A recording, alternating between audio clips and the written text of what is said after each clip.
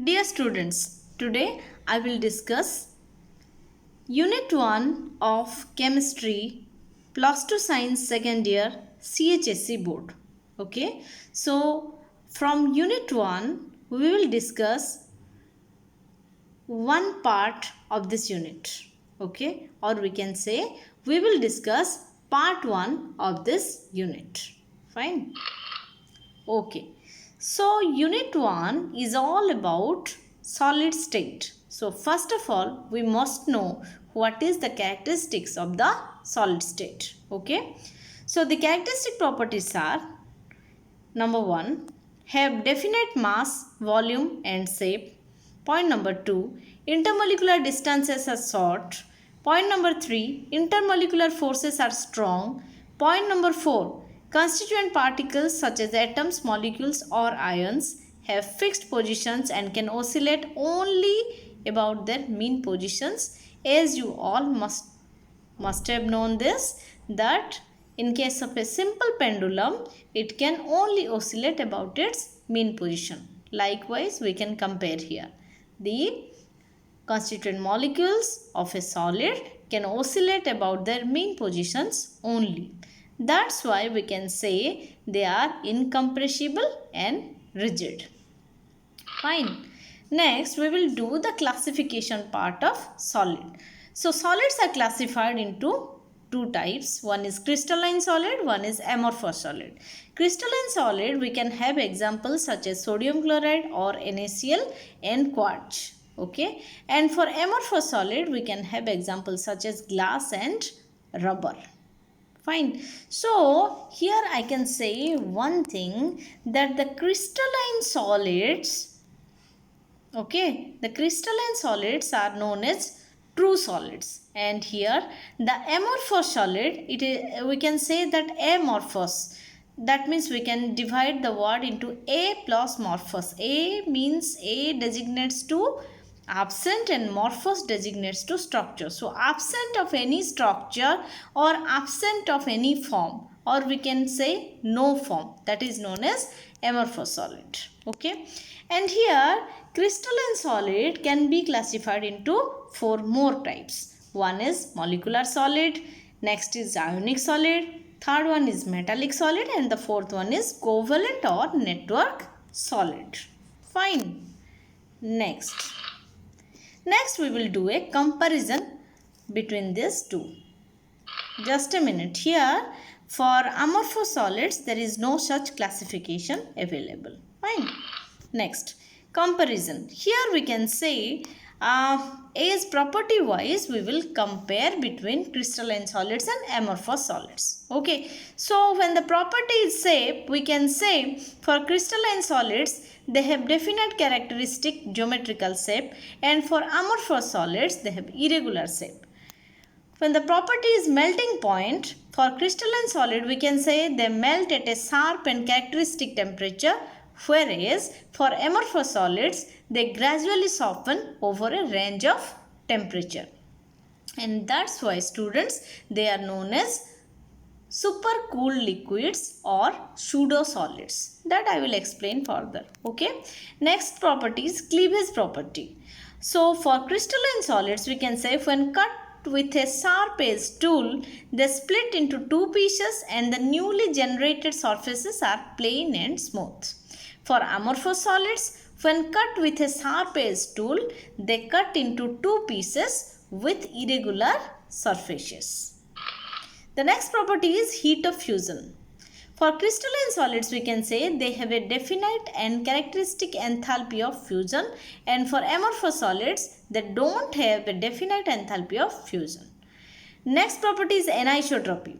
Crystalline solids are anisotropic in nature and amorphous solids are isotropic in nature.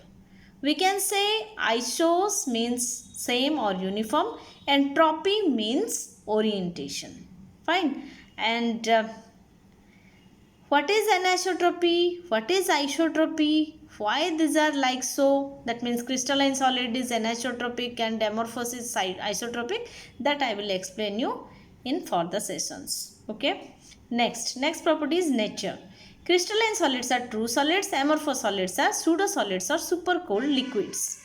Okay, property wise, next property is order in arrangement of constituent particles. Crystalline solids have long range order and amorphous solids have short range order. Okay, now we will classify the crystalline solid. The crystalline solid can be classified into four forms. One is molecular solid. Four types of solids we can classify here.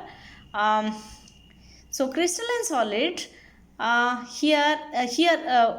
thing actually, why I have given a picture here where I have written, just a minute students, just a minute. Yeah, if in this figure I have written crystalline solid, okay, why I have given this figure here or the picture here? This is nothing but to identify this as solids. Okay, as we can say, crystalline solid includes metals. Okay, and we can say that the aeroplane is made up of metals. We can give an example as aeroplane as a crystalline solid, and particularly it is metallic solid, which is a type of crystalline solid. That's why only I have given this picture. You can give any figure of a crystalline solid as you like. Fine. Okay, so here the classification is, one is molecular solid. Here the molecules are the constituent particles. Second one is ionic solid. Here the ions are the constituent particles. Third one is metallic solid. Here positive ions are surrounded by free electrons and these are the constituent particles. And the last one is covalent or network solids. Here we can say giant molecules are the constituent particles. Next, classification of molecular solid. Again, molecular solid is classified into three forms. Non-polar molecular solid, example is argon. Second one is polar molecular solid, example is hydrogen chloride. Third one is hydrogen bonded molecular solid, or example is ice. Okay. Next one, molecular solid in detail. We can say molecules are the constituent particles of molecular solids. These are further subdivided into the three following categories. Number one is non-polar molecular solids. Here the dispersion or London forces are the forces of attraction, and physical nature here is soft. Number two is polar molecular solids, and here the force of attraction is dipole-dipole interaction. The physical nature is soft. The third one is hydrogen bonded molecular solids. Here hydrogen bonding is the attractive force, and here the physical nature is hard. Fine. Next, we can also say that these molecular solids are insulators. These are insulators, and melting point varies for the different categories as mentioned above. That means we cannot say they have a particular or specified melting point. That means they can't, no, we can say, yeah, melting point varies for the different categories. Next one is example is, we can say sodium chloride, then iron, then quartz, argon, etc. etc. Fine. Next one is ionic solids in detail. Ions are the constituent particles of ionic solids. These are formed by the three-dimensional arrangements of cations and anions. These solids are hard and brittle in nature. Insulators in solid state. That means these are insulated in solid state but conductors in molten state and in aqueous solutions. Melting point is very high. Here the attractive forces are Coulombic or electrostatic forces. Okay. Examples are NaCl, MgO, that means sodium chloride, magnesium oxide, etc. Next one is metallic solids in detail. Metals are orderly collection of positive ions surrounded by a number of free, evenly spread mobile electrons. The free and mobile electrons are responsible for high electrical and thermal conductivity of metals. On application of an electric field, the free electrons flow through the network of positive ions.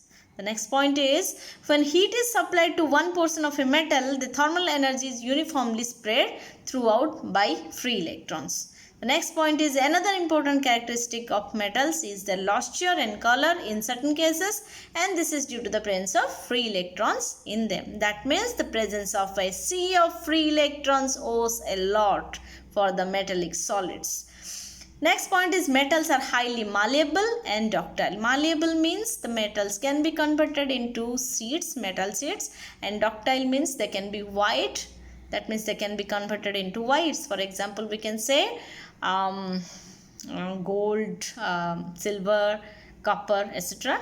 That's why while doing wiring,